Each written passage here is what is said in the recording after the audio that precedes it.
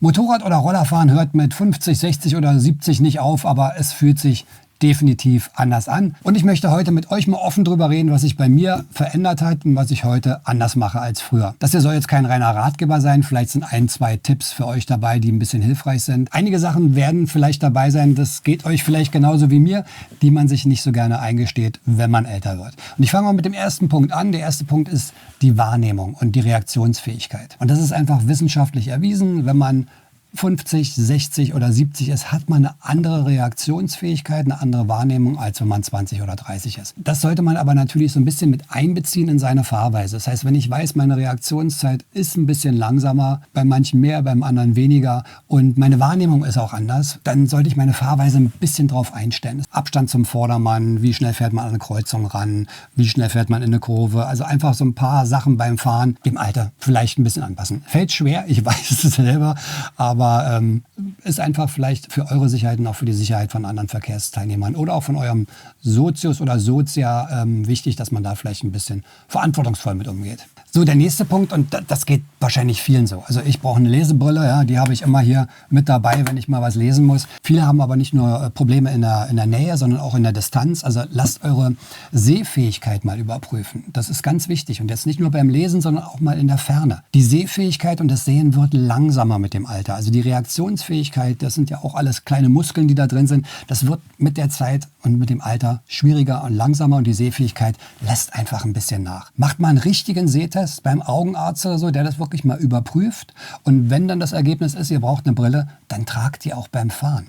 Ja, also nicht nur sagen, ich habe jetzt eine Brille, die nehme ich beim Autofahren. Die sollte man beim Motorradfahren dann auch tragen, weil das Auge ist schneller angestrengt. Also Lichtwechsel sind anstrengender, Nachtfahrten werden manchmal ein bisschen riskanter. Viele haben dann manchmal Nachtsichtprobleme und das ganze Sehen auch bei Regen oder Nebel, das wird einfach anstrengender. Ist einfach so, geht mir auch manchmal so. So, der nächste Punkt ist jetzt die Fahrsicherheit für euch durch Sichtbarkeit. Das ist ja grundsätzlich ein Problem bei Motorrädern und Zweirädern, Rollern.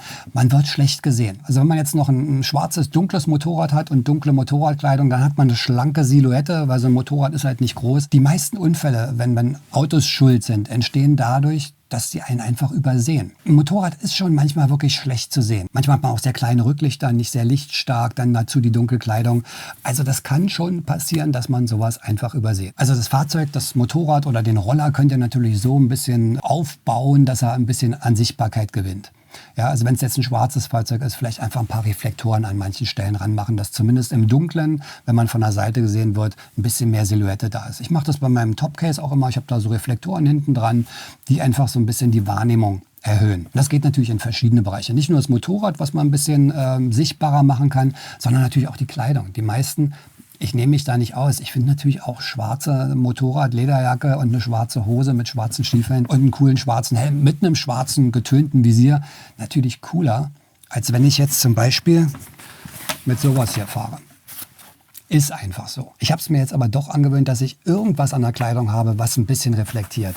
Also wenn das jetzt nicht gleich die Weste ist, das ist hier eine von Büse, also die ist speziell für Motorräder gemacht. Da hat man natürlich eine viel höhere Sichtbarkeit. Ja, so eine Weste sieht man natürlich auch ab und zu mal. Also ich bin ja viel mit dem Motorrad und mit dem Roller auch auf Reisen. Das ist jetzt schon häufiger. Also früher war es recht selten. Jetzt sehe ich wirklich viele Motorradfahrer mit Westen fahren. Und wenn ich mal selber einfach die Motorradfahrer betrachte, das ist definitiv riesige Erhöhung der Sichtbarkeit. Das macht richtig was aus, so eine Weste. Wenn ihr jetzt nicht so eine gelbe Weste haben wollt, also ich habe das immer so gemacht. Ich habe hier so eine Regenjacke, die ich oft anziehe. Die ist jetzt nicht gelb, die ist orange, aber auch das hier macht schon eine Menge aus. So eine Signalfarben, ob jetzt orange oder gelb. Dazu noch ein Tipp von mir. Ich habe zum Beispiel natürlich viele schwarze Helme. Ne? Ihr seht es hier oben, der Shoei ist ein schwarzer Helm. Ich habe die Hälfte meiner Helme ist schwarz. Mittlerweile sind aber die andere Hälfte meiner Helme weiß. Und das ist mal, kann ich euch mal ganz gut zeigen. Man sieht hier oben so ein bisschen die Helme, ne? Die verschwinden so ein bisschen vor der Wand. Und jetzt kann man mal einfach einen Test machen. Und zwar nehme ich mal einen weißen Helm, den ich habe, und pack den mal einfach hier austauschweise rein. Und dann seht ihr schon einen Riesenunterschied. Der weiße fällt extrem auf und so ist es auch im Straßenverkehr. Ein weißer Helm hat, glaube ich, eine 40-50% höhere Sichtbarkeit als ein schwarzer.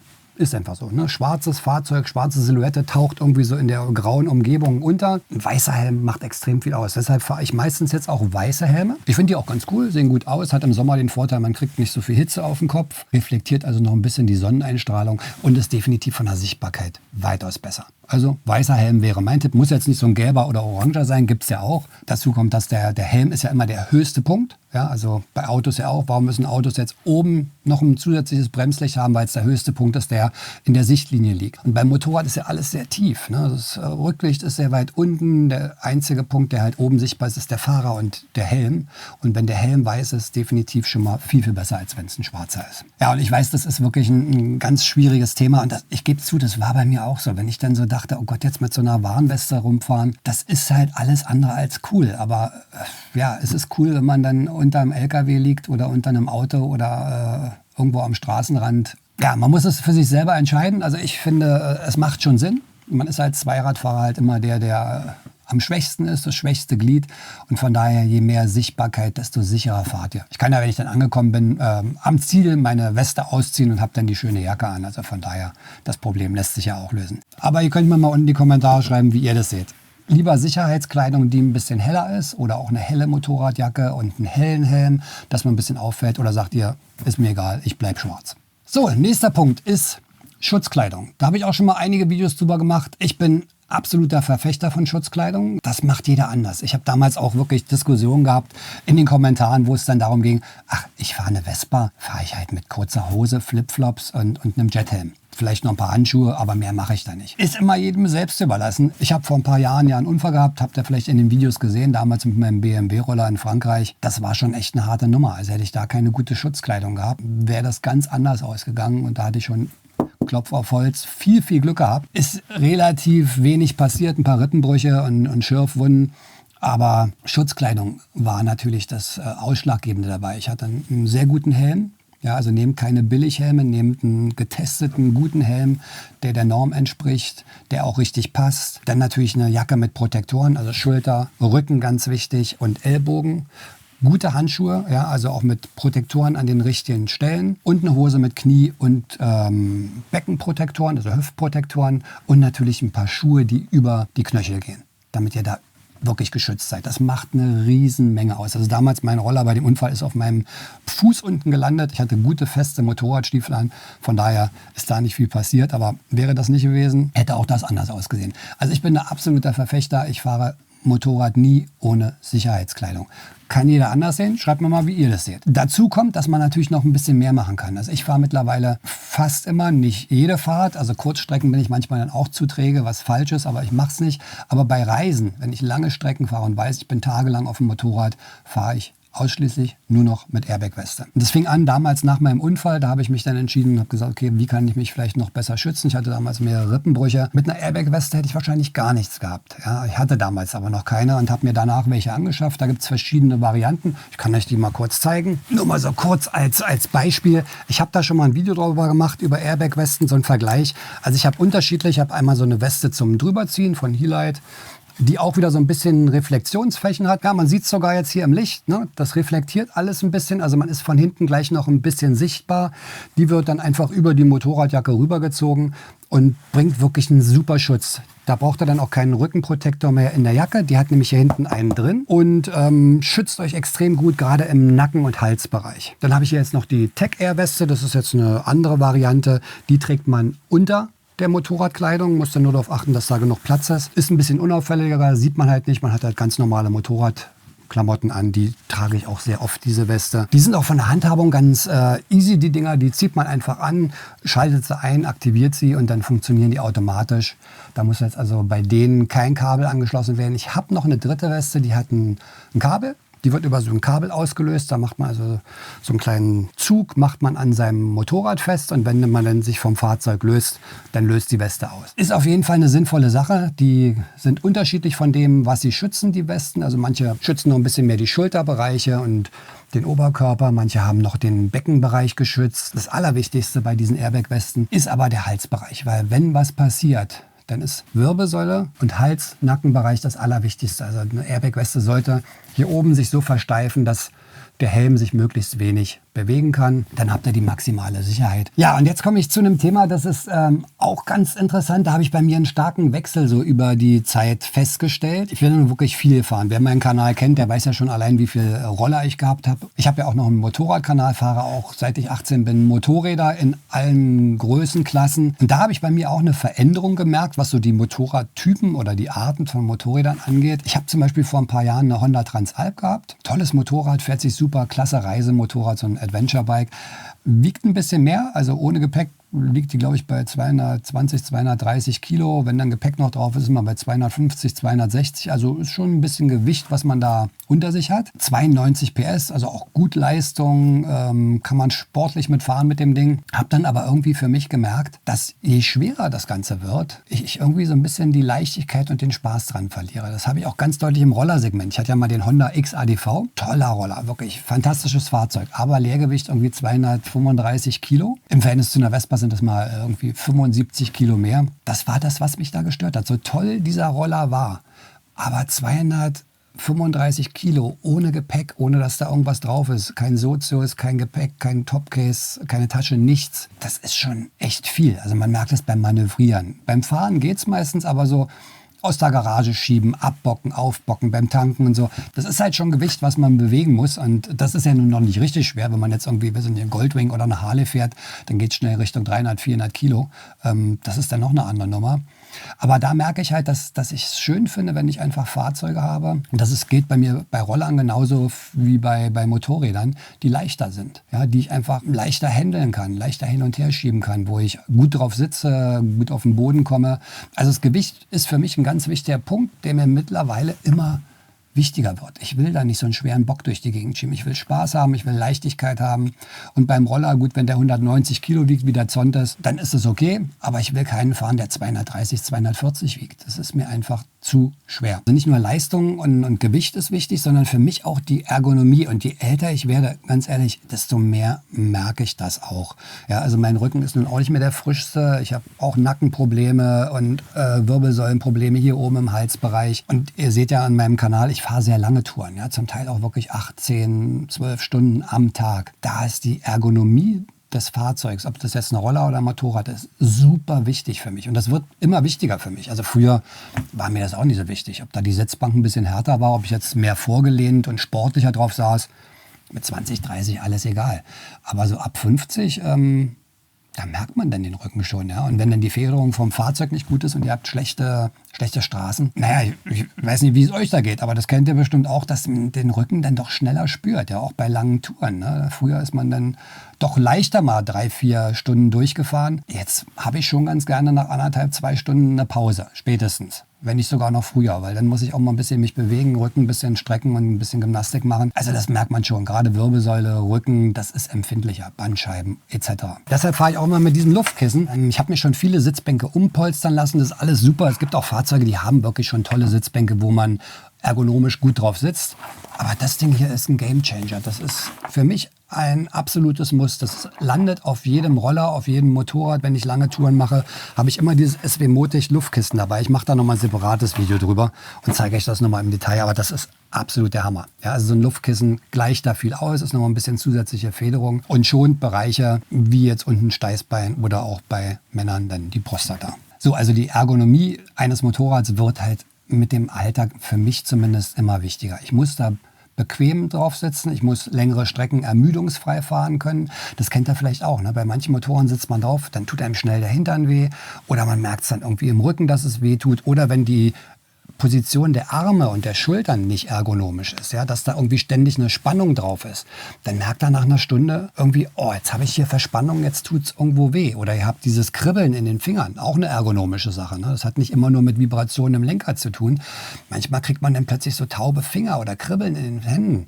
Das hat man mit 20, 30 vielleicht auch nicht gehabt. Aber das sind alles Zeichen dafür, dass man ergonomisch nicht richtig sitzt. Ne? Also Schmerzen im Nacken, Schmerzen im Rücken, Fingerkribbeln, Beine, Ermüdung mit den Beinen. Sowas hatte ich auch schon. Ja? Also wenn die Ergonomie der Beine nicht richtig ist, der Kniewinkel zu spitz ist, die Blutzirkulation im Becken- oder Kniebereich nicht mehr freigängig ist, na dann schlafen einem plötzlich nach einer halben, dreiviertel Stunde die Beine ein. Ja, auch nicht so schön. Also Ergonomie wird im Alter immer wichtiger, gerade wenn ihr längere Strecken mal fahren wollt oder mal reisen wollt. Also achtet vielleicht mal beim Motorradkauf nicht nur auf Coolness-Faktor, Leistung und wie toll das Ding aussieht, sondern wenn ihr tourt, wollte ich mal wirklich so einen Ergonomietest machen. Wie sitze ich drauf? Probefahrt machen, wirklich mal gucken, fühle ich mich dann nach einer Stunde auch noch gut drauf auf so einem Bock. Ne? Also von daher, mir ist immer wichtig, kein Leiden. Wenn ich lange Touren mache, dann möchte ich einigermaßen entspannt ankommen. Ja, deshalb auch, wie gesagt, die Fahrzeuge nicht immer jetzt nur optikmäßig ausgesucht, sonst hätte ich mir vielleicht den Zontes nicht gekauft, aber das ist so ein praktisches Fahrzeug, das ist so ein komfortables Fahrzeug für mich von der Sitzposition, dass ich damit hier von Berlin nach Monaco gefahren bin. Keinerlei Probleme gehabt. Und das ist jetzt für mich wirklich so mit dem Älterwerden ein wichtiger Punkt geworden, Ergonomie. Ich muss da bequem drauf sitzen, entspannt drauf sitzen und einfach Spaß haben, auch wenn ich mal längere Strecken fahre. War früher auch anders. Dazu gehört auch die Sitzhöhe natürlich, ne? Also wie gut, das Problem habe ich nicht, weil ich relativ groß bin, kann aber bei manchen auch ein Problem werden. Wie gut komme ich jetzt mit den Füßen auf den Boden? Ja, gerade so beim Stadtverkehr, wenn man oft anhalten muss, balancieren muss und wenn man dann nur so mit den Fußspitzen rankommt, manchmal auch nicht so gut. Wird dann manchmal im Alter, wenn die Muskulatur und so alles nicht mehr so fit ist, auch ein bisschen schwieriger. Also von daher auch das wieder so eine Sache mit der Ergonomie. Wie komme ich mit den Füßen auf den Boden und wie komme ich auf das Motorrad oder auf den Roller und wie komme ich wieder runter, also auf- und absteigen. Alles so eine Sachen hat man früher nie nachgedacht. Jetzt mittlerweile, wenn ich auf dem Motorrad schlecht raufkomme, das nervt mich. Ja, das nervt mich wirklich. Also von daher, ja, viele Sachen, auf die man heutzutage achtet, die früher ganz unwichtig waren und jetzt mittlerweile sehr wichtig sind. Ja, einen Punkt hatte ich eben schon erwähnt kurz, also Pausen. Alle, die von euch längere Strecken fahren, kennen das vielleicht auch. Ich mache jetzt gerne mehr Pausen. Also ich fahre trotzdem noch sehr viel an einem Tag. Also ich fahre auch mal 800 Kilometer mit dem Roller oder mit dem Motorrad, aber ich mache mehr Pausen zwischendurch. Also da muss man dann halt jede Stunde, 1,5 Stunden wirklich mal eine Pause machen, was trinken, ja, ganz wichtig. Ein bisschen Bewegung, die jetzt den Körper wieder ein bisschen auflockert. Das wird jetzt auch ein bisschen mehr als früher. Früher konnte man da länger durchfahren. Und jetzt macht man einfach ein paar mehr Pausen und dann ist das Ganze auch ein bisschen entspannter. Ein Punkt, der da auch so ein bisschen reingeht, gerade jetzt bei längeren Reisen, sind die Temperaturen. Auch das wirkt sich im Alter ein bisschen anders aus. Ich weiß noch, früher bin ich im Winter auf meine Vespa gestiegen, da war der Schnee noch auf der Sitzbank, den habe ich so ein bisschen grob weggemacht, dann rauf und los, war alles egal. Ist heute auch anders, also man empfindet Kälte auch anders, man ist da vielleicht auch ein bisschen vorsichtiger geworden, auch Hitze. Ne? Im Sommer kennt ihr vielleicht auch, wenn es sehr heiß ist und ihr fahrt Motorrad und dann in der Kluft, die man anhat und mit Helm auf, das kann wirklich anstrengend werden. Also da habe ich auch ein bisschen mehr Augenmerk drauf. Anders als früher. Ich gucke ein bisschen mehr, wie reagiert mein Körper. Jetzt bei Hitze, wenn es sehr kalt ist, wenn es vielleicht mal regnet. Ne, ist ja auch stressig. Also ich finde es sehr anstrengend, bei Regen zu fahren. Da einfach mal ein bisschen Obacht drauf haben, weil Müdigkeit und Stress beim Fahren, den sollte man immer so ein bisschen im Auge behalten, dass der Körper da auch nicht dehydriert, wenn es zu heiß ist. Von daher mache ich es immer so, wenn ich lange Touren fahre, ich passe es auch immer ein bisschen ans Wetter an. Also ich zwinge mich da nicht durch, wenn dann mal ein Tag wirklich das richtig schüttet. Da habe ich dann auch keine Lust, den ganzen Tag zu fahren. Dann mache ich halt vielleicht nur eine kürzere Strecke oder ich sage halt, okay, ich bleibe einen Tag länger in dem Hotel und fahre dann einen Tag später weiter. So, der nächste Punkt betrifft mich persönlich jetzt nicht so stark, weil ich meistens, wenn ich meine Touren mache, alleine fahre. Aber ich sehe es halt oft, wenn ich auf Touren fahre, da kommen dann halt so Gruppen an mir vorbeigefahren. Ich sage bewusst vorbeigefahren, weil die mich meistens überholen. Da sind dann irgendwie so 5 oder 10 Fahrer, die dann da irgendwelche geführten Touren oder einfach in einer Gruppe ihre Touren und Ausflüge machen. Und da ist immer so das eine Problem, ich weiß nicht, ob ihr das kennt für euch, bei Gruppenfahrten entsteht manchmal auch so ein bisschen so ein Gruppenzwang. Ja, da sind dann so 2, 3 Leute dabei, die ein bisschen schneller fahren, die dann entweder vor einem fahren oder hinter einem fahren. Wenn sie vor dir fahren, willst du dranbleiben, weil hinter dir sitzen schon die Nächsten in der Spur und du denkst, oh Gott, na bloß jetzt nicht das Hindernis sein. Oder sie sind hinter dir, fahren dir dann zu dicht auf, dadurch entsteht dann Druck. Also bei Gruppenfahrten, das muss man auch sehr sensibel betrachten. Also dann muss man jetzt nicht unbedingt immer, wenn die anderen zu schnell fahren, für einen selber, auch von den Fähigkeiten her, ist ja auch immer so ein Ding, nicht jeder kann das. Dann muss man immer sehen, dass man sein eigenes Tempo findet. Eine Gruppe, das ist einfach so, zieht das Tempo immer ein bisschen an. Das ist einfach so eine Dynamik, die da entsteht. Ich habe das Problem nicht, weil ich alleine fahre, aber in der Gruppe kommt sowas vor. Man fährt da ein bisschen dynamischer. Das zieht irgendwie. Irgendwie zieht das. Und da muss man halt aufpassen, dass man nicht über sein Limit kommt, dass man trotzdem in seinem sicheren Komfortbereich ist und dann lieber eher mal die Pace ein bisschen rausnehmen und sagen, gut, dann lasse ich die anderen mal fahren, ich fahre mein Tempo und wir treffen uns an der nächsten Raststätte. So, jetzt habe ich viel geredet, das ist auch wirklich der letzte Punkt jetzt und den finde ich wirklich wichtig, weil wir alle denken ja, wenn wir jetzt schon seit 20, 30, 40 Jahren Motorrad fahren, dass wir ja die Cracks sind. Ja? Wir sind die Schärfsten, wir haben 30 Jahre lang keinen Unfall gehabt und sind ja noch auf dem Stand von früher. Und das stimmt definitiv nicht. Ich weiß es selber, weil ich bin ein erfahrener Fahrer, glaube ich, und habe trotzdem mal ein ADAC-Fahrsicherheitstraining gemacht für Roller. Und ich muss sagen, das war wirklich sehr interessant, weil da werden dir mal dann die Fehler aufgezeigt, die du tatsächlich machst, die sich über die Jahre vielleicht auch eingeschlichen haben. Ja, also das kann ich euch nur raten. Macht mal ein Fahrtraining, zum Beispiel beim ADAC, wo alles nochmal trainiert wird. Langsames Fahren, Kurvenfahren, Notbremsung. Ja, also Dinge, die man jetzt auch nicht ständig macht im normalen Fahren. Und der Trainer in der Regel, die sind sofort in der Lage, die erkennen deine schlechten Gewohnheiten. Also wenn du da irgendwelche Macken hast beim Kurvenfahren, irgendwas falsch machst, die sehen das sofort, weisen dich darauf hin. Und wenn du so einen ganzen Tag so ein Training machst, kannst du genau diese Fehler dann trainieren wieder und mal wieder auffrischen und sehen, wie man da vielleicht doch falsch fährt über die Zeit. Das heißt jetzt auch nicht, dass man schlecht fährt, ja. Also, aber es sind halt manchmal so kleine Fehler, die sich so einschleichen beim Fahren über die Jahre. Und wenn man das mal wieder auffrischt und einfach auf den Stand bringt und so eine kleinen Fehler ausmerzt, dann fährt man auch wieder ein bisschen sicherer.